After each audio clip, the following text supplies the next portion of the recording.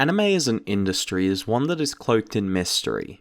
We in the West only get a small amount of information, and most of the information that we get is related to licensing for distribution. But in the West, there has been a clear growth in anime culture, so when it comes to aspects such as merchandising and Blu-ray sales, we're left almost entirely in the dark. One common misconception is that if you buy a Blu-ray in your company, that you are supporting the creators of the anime. This isn't necessarily the case. The only thing that occurs when you purchase your region-specific Blu-ray is that you give the licensors more money so that they could then pay for more licenses in the future. So when you sign up for a service like Crunchyroll or Funimation, what occurs is you pay these people to pay for the anime that they want to release. Now what I'm saying here isn't that you shouldn't seek out legal streaming methods, but rather I want to inform you of how you could actually support the people creating the anime that you love. But I digress on that point.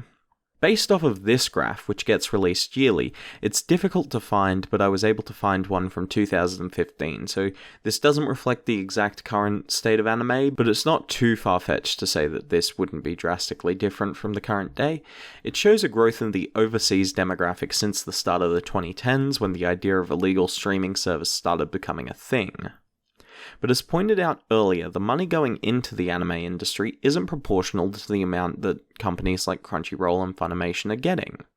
So when we look at Crunchyroll reporting in 2015 that they have a user base of 750,000 at the Premium or Premium Plus tiers.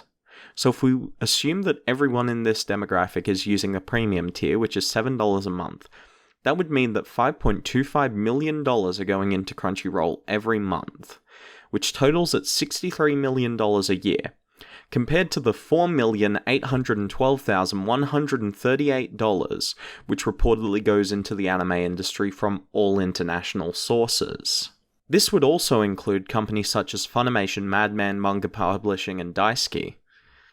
That's a lot of sources. There is basically no accessible information about user sizes. When we look at the figure for international, the money that comes into the anime industry from Westerners is approximately 31% of the total as well. But once we step away from talking about just Western economic influence, let's talk about something that's almost as big. Merchandising.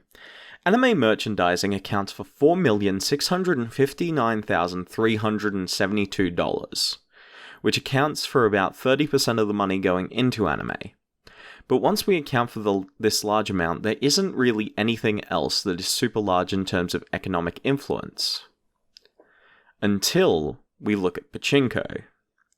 Okay, so for those of you who don't know, pachinko is a form of legalized gambling in Japan. It takes the form of a game, and for whatever reason it's really popular to adapt anime and video games into pachinko machines. This in total accounts for $2,367,877, or approximately 15% of the total anime industry earnings. So in this video I was only able to cover the money that's going into the anime industry. In the future I plan to cover topics like the circulation of money in the anime industry, and money that's going to projects specifically supporting newer animators such as the Japan Animator Expo and Young Animators Project. Thanks for watching. If you like this video, leave a like, consider commenting and supporting me on my Patreon. Thanks.